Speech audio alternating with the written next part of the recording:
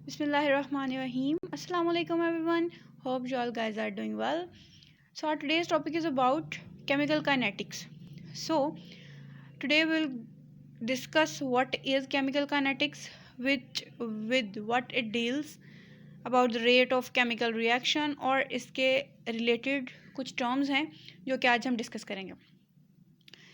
Simply पहले हम देख लेते हैं कि केमिकल काइनेटिक्स जो वर्ड है ये क्या चीज़ है और किस तरह से ये हमारे लिए इम्पॉर्टेंट है. ठीक है, तो केमिकल काइनेटिक्स जो है वो एक्चुअली किसी भी केमिकल रिएक्शन के साथ जो है उसको जो केमिकल चेंजेस आ रहे होते हैं उसके साथ डील करता है और उसमें से 3 एस्पेक्ट्स उसके ये कवर करेगा. वो 3 एस्पेक्ट्स क्या हैं? The first one is the rate of a chemical reaction, कि कोई भी रिएक्शन जो है वो किस रेट से हो रहा है.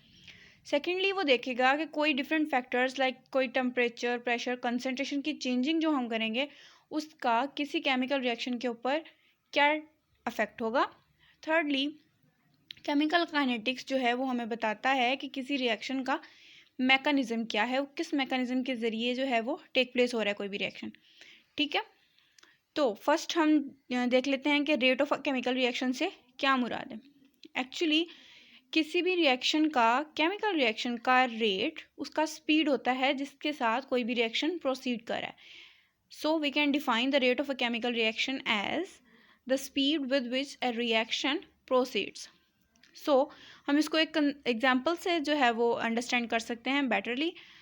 सो एक एग्जांपल है हमारे पास जिसमें ए रिएक्टेंट है that is going through some process and giving a product B. इसका रेट ऑफ रिएक्शन क्या आएगा, इसके साथ हम लिखते हैं negative derivative A concentration over D T. अब ये जो डी है यहाँ पे it stand for a very small change. ठीक है, अब अगर हम इसी रिएक्शन का रेट हम लोग इस तरह से भी लिख सकते हैं with a positive sign. B का रिएक्शन बी कंसंट्रेशन हम ऊपर लिख देंगे प्रोडक्ट का कंसंट्रेशन और D T as it is आ जाएगा. ठीक है, अब ये नेगेटिव और पॉजिटिव का क्या सीन है? नेगेटिव साइन जो है वो हम रिएक्टेंट की कंसंट्रेशन के साथ इसलिए लगाएंगे क्योंकि रिएक्टेंट्स की कंसंट्रेशन जब कोई रिएक्शन प्रोसीड करेगा उसमें हमेशा क्या होगी, कम होगी. तो इसलिए हम ये नेगेटिव साइन ये इंडिकेट करता है कि रिएक्शन में रिएक्टेंट्स जो होंगे उनकी कंसंट्रेशन हमेशा क्या होगी, डिक्रीज होगी. लेकिन ऑन द अदर वे अगर हम प्रोडक्ट्स के साथ प्रोडक्ट्स के केस में रेट लिखेंगे तो हम उसके साथ नेगेटिव साइन शो नहीं करेंगे बल्कि that will be presented as a positive sign as in the second case. ठीक है, अगर अब हम इक्विलिब्रियम स्टेट की बात करें, इक्विलिब्रियम क्या होता है कि जिस स्टेट में हमारे पास दोनों रिएक्शंस जो हैं वो इक्वल हो जाते हैं, मतलब फॉरवर्ड रिएक्शन और बैकवर्ड रिएक्शन इक्वल हो जाते हैं. ठीक है, अब ए जिस स्पीड से बी में कन्वर्ट होगा उसी स्पीड से बी ए में कन्वर्ट होगा.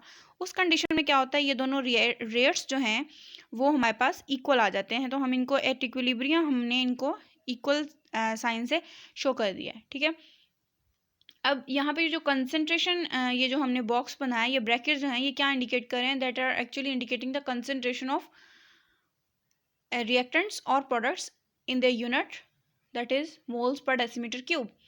ठीक है, अगर सिमिलरली उन्हीं बेसिस के ऊपर हम ए बी दो रिएक्टेंट्स लें और इसका हमारे पास सी डी प्रोडक्ट्स आ रहे हों तो उनका हम रेट्स जो हैं वो इस तरह से लिख सकते हैं, जिसमें हम सेपरेटली रिएक्टेंट्स को वन बाय वन शो करेंगे तो उनके साथ हम नेगेटिव साइन शो करेंगे, अगर हम प्रोडक्ट्स को शो करेंगे तो they will be shown with the positive sign. ठीक है, अब इसमें कुछ टर्म्स हैं जो हम देख लेते हैं कि रेट के साथ रिलेटेड हैं. रेट जो है वो इंस्टेंटेनियस टाइप का होता है और एवरेज रेट होता है. ठीक है, दो टाइप्स के रेट होते हैं. अब इंस्टेंटेनियस और एवरेज में क्या डिफरेंस है देख लेते हैं. किसी भी केमिकल रिएक्शन का जो रेट हम एक स्पेसिफिक टाइम पे कहेंगे, लाइक अगर 0 पे स्टार्ट हुआ था कोई रिएक्शन तो हम बात करें अगर 20 सेकंड के बाद रिएक्शन क्या है, 25 सेकंड्स के बाद क्या है, तो वो क्या होगा, इंस्टेंटेनियस रेट की हम बात कर रहे होंगे. सिमिलरली अगर हम लोग एवरेज रेट की बात करेंगे तो उस पे क्या करेंगे, हम average rate of a chemical reaction दो स्पेसिफिक टाइम इंटरवल्स पे हम बात करेंगे, फिर हम उनका एवरेज लेंगे. एवरेज तो हम सबको पता है किस तरह से लेते हैं. तो रिएक्शन यानी कि अगर हम 20 सेकंड पे बात करें 20 + 20 तो 20 पे हम 2 दफ़ा लेंगे और उन दोनों को हम डिवाइड करेंगे 2 पे और एवरेज टाइम निकाल के हम लोग उसकी क्या बात करेंगे, that will B it's average rate. अब नेक्स्ट हमारे पास है रेट लॉ. ठीक है। ये रेट ला क्या है कि ये रेट के बारे में दिया गया था। इसके अकॉर्डिंगली हम लोग अगर कोई रिएक्शन की बात करें तो उसके हम रेट ला को किस तरह से, रेट्स को किस तरह से एक्सप्रेस करते हैं, ठीक है। तो वो उसके लिए एक हमें रिप्रेजेंटेशनल डाटा दिया गया था जिसको हमने कहा कि वो रेट्स के बारे में बता रहा है, तो हमने उसका नाम दे दिया रेट ला का, ठीक है। रेट ला क्या है actually, the rate of a reaction is directly proportional to the reactants concentration, ठीक है। अब रेट ला क्या कहता है कि कोई भी रिएक्शन हो उसका रेट क्या होगा, ठीक है, वो होगा हमेशा इक्वल होगा कंसंट्रेशन ऑफ द रिएक्टेंट्स, जो कि रिएक्शंस की हम रिएक्टेंट्स जो भी उसमें टेक पार्ट कर रहे होंगे उसकी कंसंट्रेशंस के डायरेक्टली प्रोपोर्शनल होगा, ठीक है। अगर उनकी कोई पावर होगी तो वो भी एज इट इज़ उसके साथ आएगी, उसके डायरेक्ट रिलेशन होगा रेट का किसी भी रिएक्टेंट्स की कंसंट्रेशन के साथ, ठीक है। इसको अंडरस्टैंड के लिए हमारे पास एक एग्जाम्पल है, रिएक्शन कंसिडर करें A+2B that is giving as C as a product.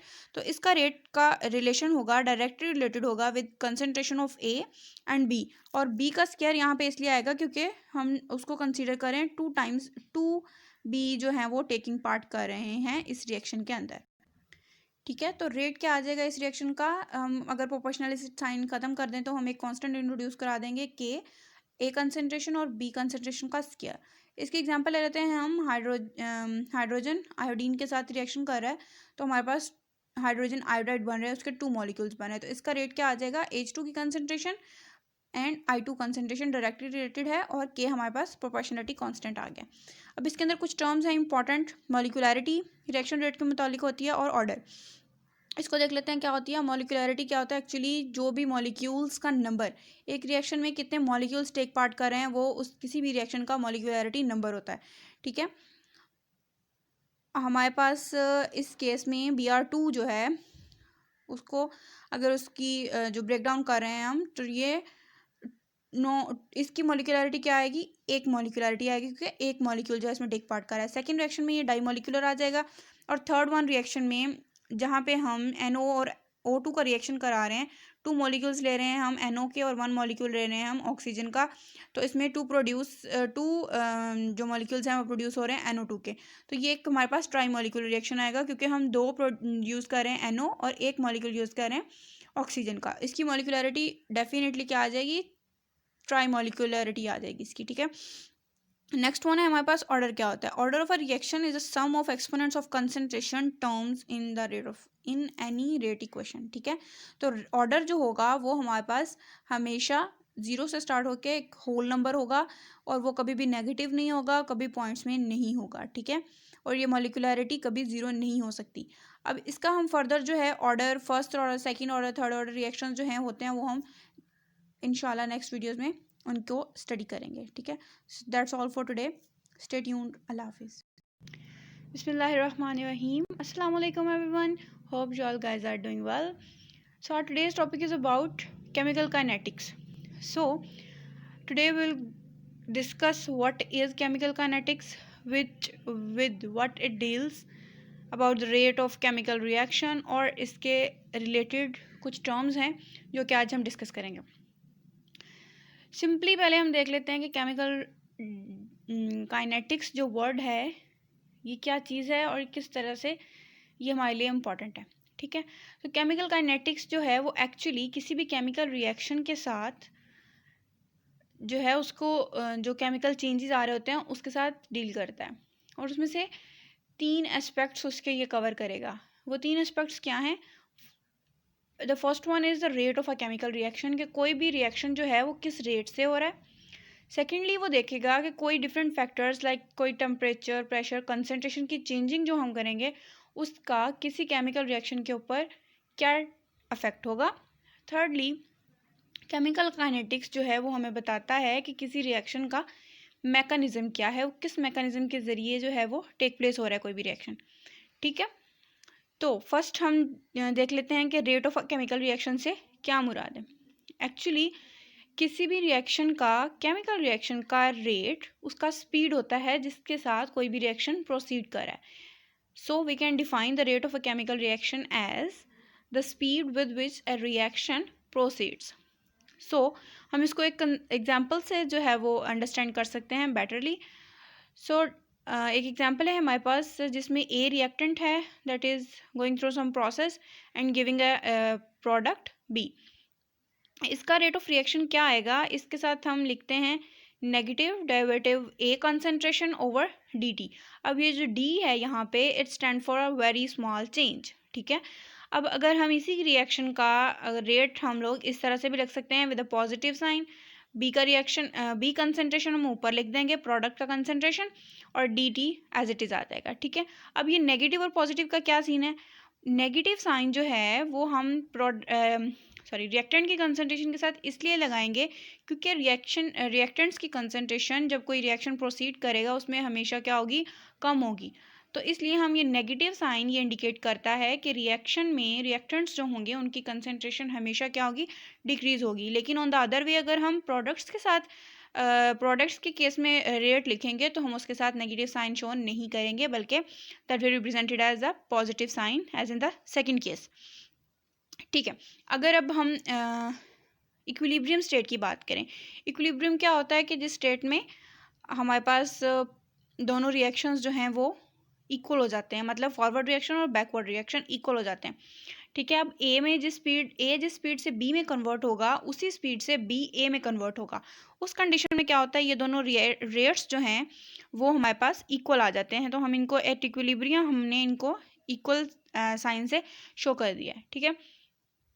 अब यहाँ पे जो कंसंट्रेशन ये जो हमने बॉक्स बनाया, ये ब्रैकेट जो हैं ये क्या इंडिकेट कर रहे हैं, that are actually indicating the concentration of reactants और products in the unit that is moles per decimetre cube, ठीक है। अगर सिमिलरली उन्हीं बेसिस के ऊपर हम ए बी दो रिएक्टेंट्स लें और इसका हमारे पास सी डी प्रोडक्ट्स आ रहे हों तो उनका हम रेट्स जो हैं वो इस तरह से लिख सकते हैं, जिसमें हम सेपरेटली रिएक्टेंट्स को वन बाय वन शो करेंगे तो उनके साथ हम नेगेटिव साइन शो करेंगे, अगर हम प्रोडक्ट्स को शो करेंगे तो they will be shown with the positive sign, ठीक है। अब इसमें कुछ टर्म्स हैं जो हम देख लेते हैं कि रेट के साथ रिलेटेड हैं। रेट जो है वो इंस्टेंटेनियस टाइप का होता है और एवरेज रेट होता है, ठीक है। दो टाइप्स के रेट होते हैं। अब इंस्टेंटेनियस और एवरेज में क्या डिफरेंस है देख लेते हैं। किसी भी केमिकल रिएक्शन का जो रेट हम एक स्पेसिफिक टाइम पे कहेंगे, लाइक अगर 0 पे स्टार्ट हुआ था कोई रिएक्शन तो हम बात करें अगर 20 सेकंड के बाद रिएक्शन क्या है, 25 सेकंड्स के बाद क्या है, तो वो क्या होगा, इंस्टेंटेनियस रेट की हम बात कर रहे होंगे।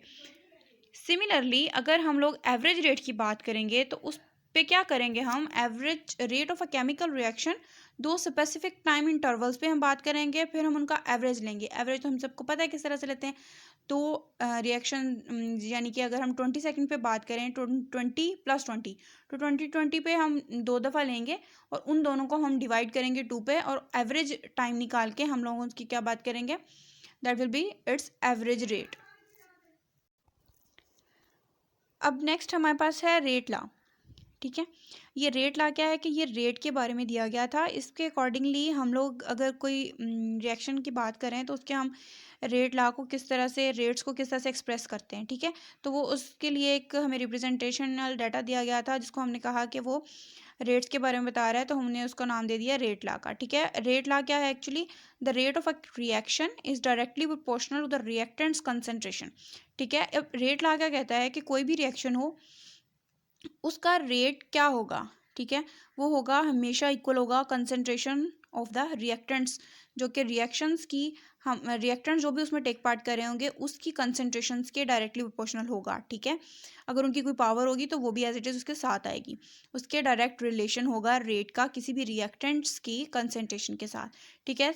इसको अंडरस्टैंड के लिए हमारे पास एक एग्जाम्पल है, रिएक्शन कंसिडर करें A+2B that is giving as C as a product, तो इसका रेट का रिलेशन होगा डायरेक्टली रिलेटेड होगा with concentration of A and B, और B का स्क्वायर यहाँ पे इसलिए आएगा क्योंकि हम उसको कंसिडर करें 2B जो है वो टेकिंग पार्ट कर रहे हैं इस रिएक्शन के अंदर, ठीक है। तो रेट क्या आ जाएगा इस रिएक्शन का, हम अगर प्रोपोर्शनलिटी साइन खत्म कर दें तो हम एक कांस्टेंट इंट्रोड्यूस करा देंगे K, A कंसंट्रेशन और B कंसंट्रेशन का स्क्वायर। इसके एग्जांपल ले लेते हैं हम, हाइड्रोजन आयोडीन के साथ रिएक्शन कर रहा है तो हमारे पास हाइड्रोजन आयोडाइड बन रहा है, उसके 2 मॉलिक्यूल्स बन रहे हैं, तो इसका रेट क्या आ जाएगा, H2 की concentration and I2 concentration directly related है और K हमारे पास प्रोपोर्शनलिटी कांस्टेंट आ गया। अब इसके अंदर कुछ टर्म्स हैं इंपॉर्टेंट, मॉलिक्यूलैरिटी रिएक्शन रेट के मुतालिक होती है और ऑर्डर। इसको देख लेते हैं क्या होती है। मॉलिक्यूलरिटी क्या होता है एक्चुअली, जो भी मॉलिक्यूल्स का नंबर, एक रिएक्शन में कितने मॉलिक्यूल्स टेक पार्ट कर रहे हैं, वो उस किसी भी रिएक्शन का मॉलिक्यूलरिटी नंबर होता है। ठीक है, हमारे पास इस केस में Br2 जो है उसको अगर उसकी जो ब्रेकडाउन कर रहे हैं हम, तो ये नो, इसकी मॉलिक्यूलरिटी क्या आएगी, एक मॉलिक्यूलरिटी आएगी, क्योंकि एक मॉलिक्यूल जो है इसमें टेक पार्ट कर रहा है। सेकंड रिएक्शन में ये डाई मॉलिक्यूलर आ जाएगा।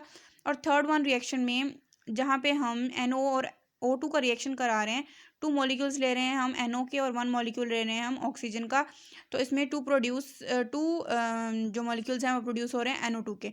तो ये एक हमारे पास ट्राई मॉलिक्यूलर रिएक्शन आएगा, क्योंकि हम 2 यूज़ कर रहे हैं NO और 1 मॉलिक्यूल यूज़ कर रहे हैं ऑक्सीजन का। इसकी मॉलिक्यूलरिटी डेफिनेटली क्या आ जाएगी, ट्राई मॉलिक्यूलरिटी आ जाएगी इसकी। ठीक है, नेक्स्ट वन है हमारे पास ऑर्डर क्या होता है। Order of a reaction is a sum of exponents of concentration terms in the rate of in any rate equation. ठीक है, तो ऑर्डर जो होगा वो हमारे पास हमेशा 0 से स्टार्ट होकर एक होल नंबर होगा, और वो कभी भी नेगेटिव नहीं होगा, कभी पॉइंट्स में नहीं होगा। ठीक है, और ये मॉलिक्यूलरिटी कभी 0 नहीं हो सकती।